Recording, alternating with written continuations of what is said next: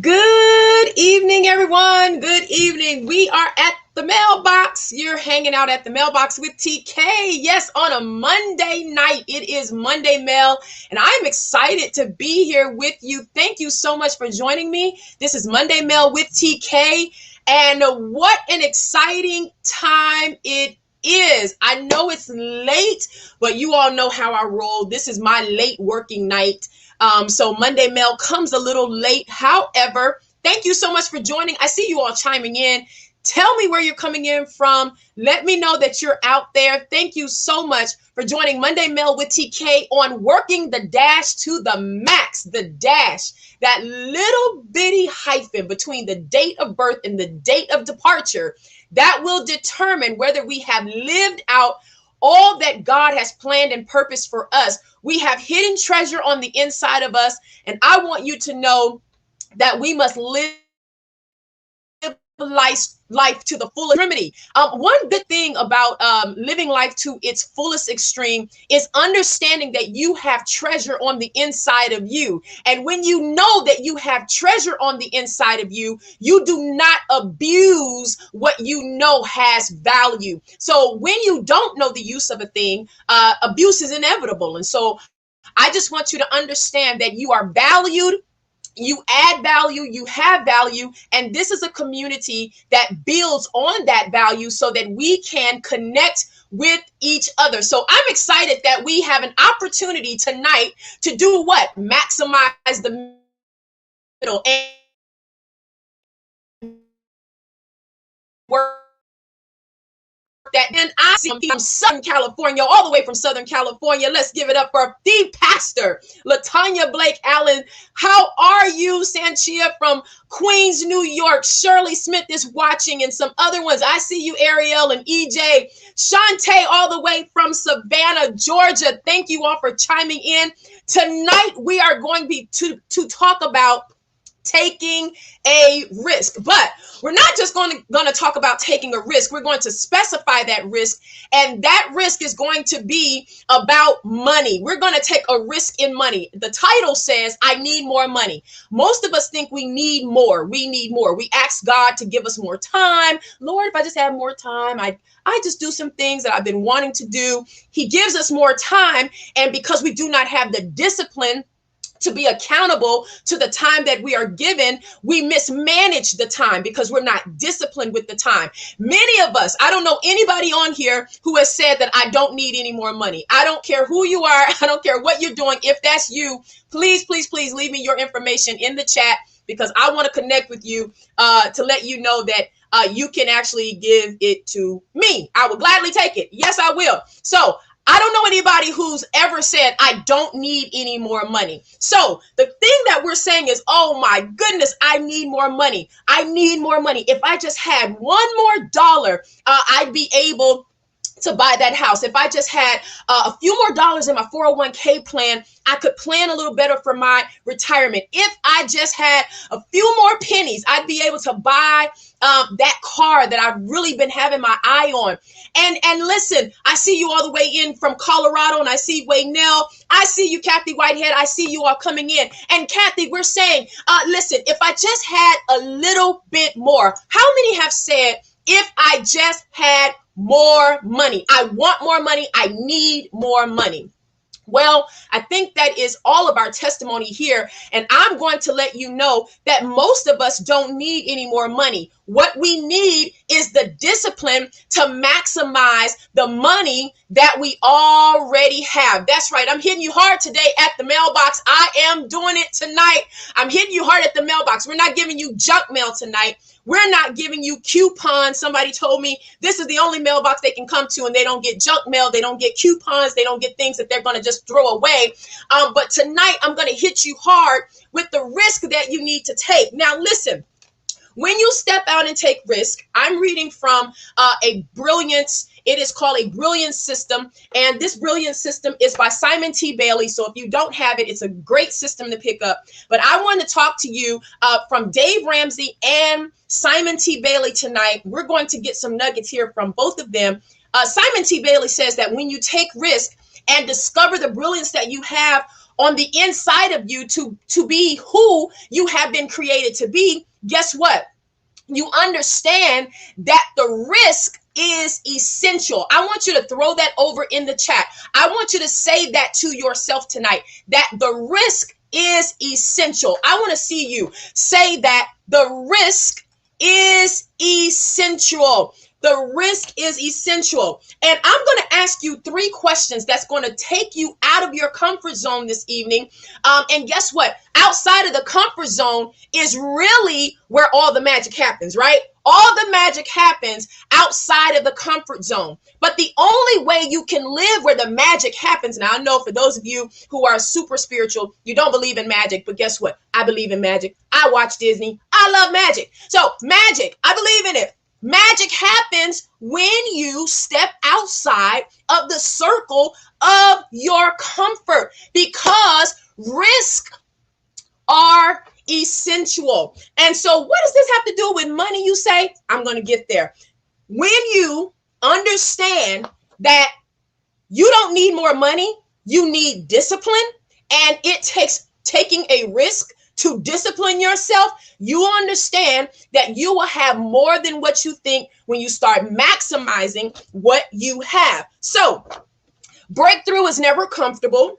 Saving is not comfortable. Sacrifice is not comfortable. Taking risk, or it's not comfortable. But when you step out of that comfort zone, because you know what? It's comfortable for those of us who like to spend money and who think that saving is something of the old, it's a past phenomenon. That's a risk when you now have to save. And I'm going to tell you something. You don't only need to save, but you need to also invest. Now, I'm not just talking about putting a few dollars over into a savings account. I don't knock anybody who has a banking account or a savings account where they put their money in, but I'm talking about real investment, such as 401k plans and IRAs and things of that nature, where you're actually putting your money somewhere where you cannot touch it. You don't need to save. You also need to invest. Now, I am by no means a financial analyst. I am not. I want to go ahead and put that disclaimer out there. I don't proclaim to have all the answers, but I can tell you, based on a lot of the mistakes I made, if I had only listened to this advice that I'm giving to you now about 15 or 20 years ago, I think I'll be just a little bit further up the road financially. So, because I've already bit the jelly donut, and I'm telling you, while you're in your pure white dress, don't bite that donut without a napkin, because there's jelly in the middle of it, because I've already eaten of that donut. And I know that there's jelly in it. And I know that if I don't give you the napkin, you're going to make a mess over yourself too. I have to tell you what I'm telling you right now. So I'm telling you, not because I've gone to college and received a finance degree. I'm telling you from experience. Okay. So my experience not only tells me that you have to take a risk in saving, my experience also shares with me to share with you that you must take the time to invest. Now, all of this takes one word. Well, actually 2. One is sacrifice. The other is discipline. If you do not have either one of those characteristics, you cannot do what I'm telling you to do tonight. So this may sound extremely weird, foreign, and it might seem like it's junk mail, because I'm telling you, it takes a risk to sacrifice, and it also takes a risk to be disciplined in that sacrifice of saving. So listen, we feel alive when we think we are in our comfort zones, because nothing is disturbing that. But inside of our comfort zone, it's comfortable, like I said, to spend. The risk is to save. Isn't that something? That's crazy to me. The risk and the sacrifice is to save and to invest. So you must weigh the perspective. Simon T. Bailey continues to say, you must weigh the perspective of stepping out of your comfort zones and taking a risk, and understanding that staying where you are and doing what you have been doing will render you absolutely no advance. You know what? That's powerful. If you decide to continue spending the way you're spending, and you never take the risk to save, guess what? You're never going to advance financially. Now, there is a law of sowing and reaping. You can sow and give your way into massive blessing, because I learned something that I've heard all of my life, but it resonated with me on Sunday when I listened to one of my great sisters talk about the law of sowing and reaping. When you sow, sowing, it automatically produces something that you're going to reap, as long as you are committed to cultivating that seed, right? And the Bible says that he will continue to give seed to the sower. Now, you don't even have to be spiritual to understand the law of sowing, planting, cultivating, and something coming up to reap. As long as you're sowing, cultivating, something is going to produce. There's going to be production there. But if you decide that you're going to remain stagnant, guess what? There is no advance in production. I don't care what it is you're trying to do. So let me ask you these 3 questions. I'm going to throw these 3 questions out there because you all know I don't like to stay at the mailbox long. However, I get extremely excited because I'm understanding that what I'm giving you is helpful. So here's the first question. When we talk about the risk, and when we talk about saving, and we compare that to spending, Sister Hall, yeah, Dr. Hall is on here with me. When you talk about that, here's a question that I want to ask you. What would you do if you knew you could not fail? If you took the risk of saving and investing, and I see First Lady Claude on here as well. She's a dynamic individual. I mean, just pours into women. I love it. What would you do if you knew you could not fail? If you knew that if you just decided, hey, I'm going to take $25 a week and I'm going to not just put it in a savings account that's giving me back a penny on my money every 8 months, but I'm going to be committed to that investment. If you knew that you could do that and you wouldn't fail, what would you do? Question number 2, what would you do if no one paid you for that commitment? If you knew that nobody was going to come and pat you on the back, give you the recognition, oh, great job, you saved your money this week. If you knew that that was it, what would you do? Would you still do it? Last question.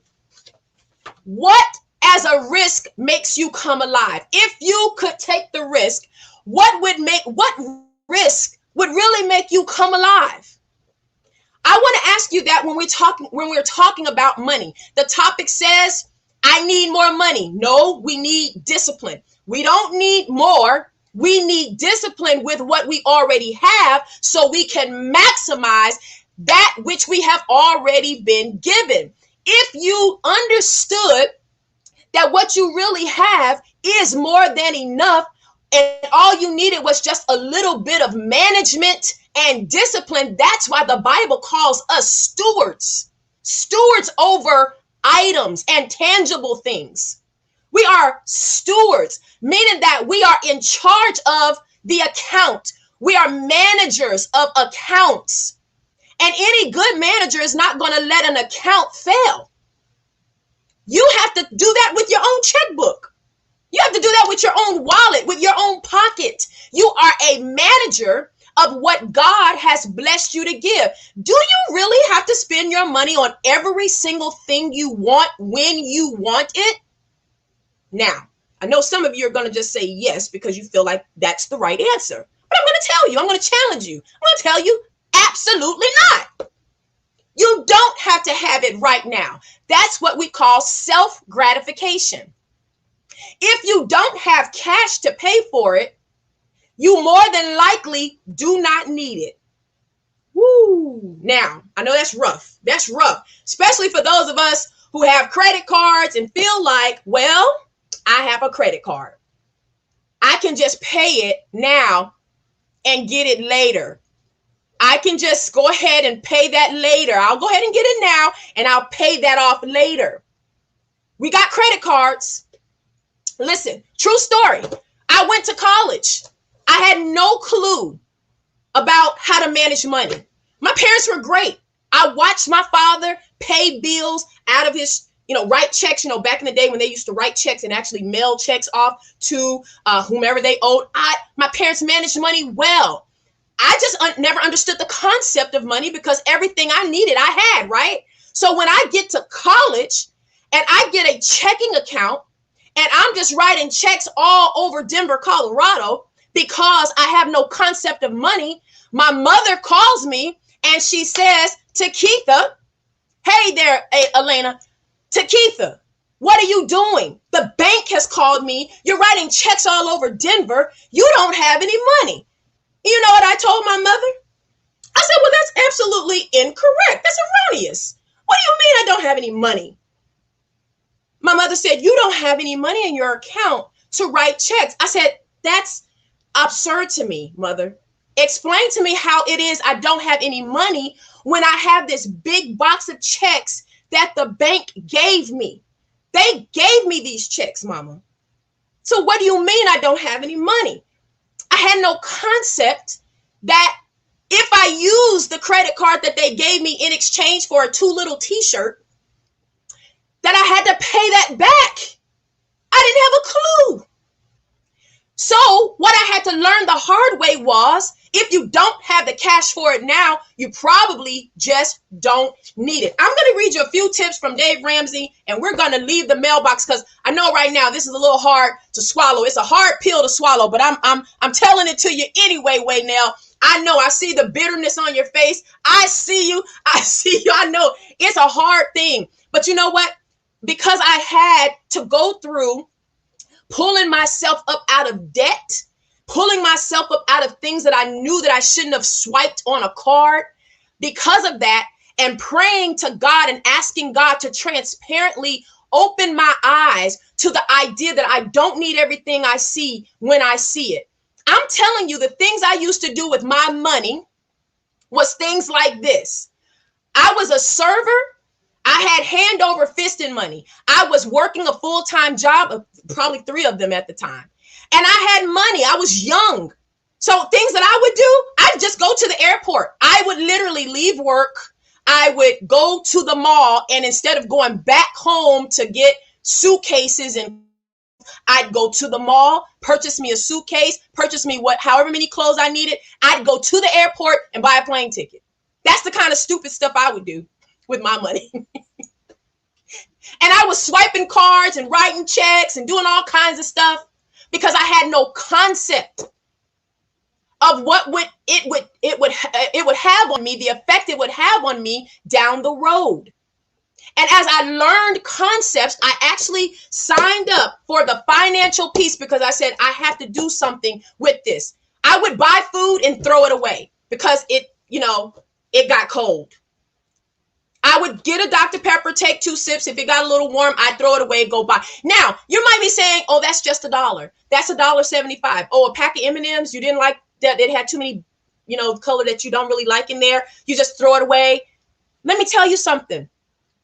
When you do not manage your money as a steward, you honestly, I'm telling you, what happens to you affects you down the road. We have to take the risk of saving and investing. And can I tell you right now, it's not too late to clean it up. It's not too late. It's not too late to go on a financial fast. I have some friends on here right now. I call them the girlfriends, Chantel and Waynell and Elena. They're here with me right now. And guess what? One of them launched a financial fast. Waynell Henson, you can follow her at thatsundayschoolgirl.com or follow her at Waynell Henson. She decided that she was going to take a financial fast, and it's been difficult. I'm going to just tell it for her. She can get me later. It's been difficult. I have another friend, Elena. She will tell you it's been difficult. Now, these are not young women that have problems with money, but they made a decision that we need to just not spend money. Do you need everything on Amazon just because you get it in 2 days? No. Do we need everything that comes out just because it's pink? No. And it's been difficult. We've been accountability partners. I've been the police because I feel like it's my responsibility that if you tell me I'm going to take this opportunity and go on a financial fast, I cannot support you saying, oh, but I saw this and it was on sale. My responsibility is to say, no, you don't get to have that just because you don't get a pass just because it's on sale. Well, it might not be on sale in a couple of more weeks when I come off my fast. Oh, well. Hey, that's the answer. This is my answer right here. Here's my answer. That's my answer. And if you are accountable to your friends, if you have people who are telling you that, hey, I got to get this right, I need more money, you need to tell them, TK said at the mailbox on Monday, you don't need more money. You need to take the risk of managing. Let me read these couple of points and let me get out of here. I love everybody who's commenting. I am running this on my own, so I have not put up anything. Please don't hold it against me. I see you commenting, and thank you so much for chiming in. Here's something that Dave Ramsey says from Financial Peace, and I would admonish you to get it. And you know what? Go on a financial fast with your friend or with your tribe. Do this with someone. Get this book. We've shared techniques. We've shared tools. We've shared all kinds of things because, yes, I am the police, and I'm going to tell you no, because guess what? If I make a commitment to myself, I want someone to police me as well. If I put it out there, I need somebody who's going to hold me accountable and not allow me to make the excuse, but at least give me something that I can make the effort with. No excuses, but effort. Okay? So Dave Ramsey says, avoid stuffitis. You just need stuff. You see it and you want it. Avoid it. Plant seeds. I told you about seeds. Don't just give money, plant seeds. Develop your own power over purchase. The purchase should not control you, but rather you should control the purchase. Amazon is not pushing your finger to purchase that. You have to have power over the purchase. Now, for those of you who thought this was not spiritual, I just gave you a spiritual word. And that word, I want you to throw it over in the chat, is power. He gives you power. God gives you power to get wealth. And you cannot get wealth if you do not showcase power over purchase. The only way you can develop power over purchase is through the D word that I told you about earlier, discipline. Find where you're naturally gifted and enjoy your work and work hard at that. This is something that I shared with my girlfriends. I told them this: we don't need more money more than we need to exercise the idea that everything we have to make money is already on the inside of us. What are you good at? I'm good at doing this exact. What I'm doing right now is what you can wake me up at 2:00 in the morning and I will do it. So if we're looking for other means of income, this is what I have to use as that additional means. You don't have to go out and go get something that you're not passionate about. What's in your hands? What is your talent? What are you naturally gifted to do? My bishop asked a very important question. I saw it on his Facebook page earlier today, and he asked a question. His question was simple. What is your assignment? What are you naturally gifted to do? When you are naturally gifted to do something, it can and will make you money. I'll leave that there with a smile. Sacrifice now so that you can have peace later. Live substantially below your income. Ooh, I know this is hard. It is hard. Yeah. I know we all want to be cool, but guess what? Here's the beauty of 2021. We don't have anybody to impress. We all just came out of a pandemic. We're kind of still a little bit in it, but there's nobody to impress. If isolation taught you nothing, it taught you that you don't have anybody to impress. Live below your income. Don't live at your income. because you need an operating budget. Y'all, this is another lesson for another day. I done got excited. What do you got to live with something to operate out of, just in case, you got to buy a new tire, get a new fuel pump, your glasses break. You really have to understand you can't live at your income or above your income because you don't have any operating income.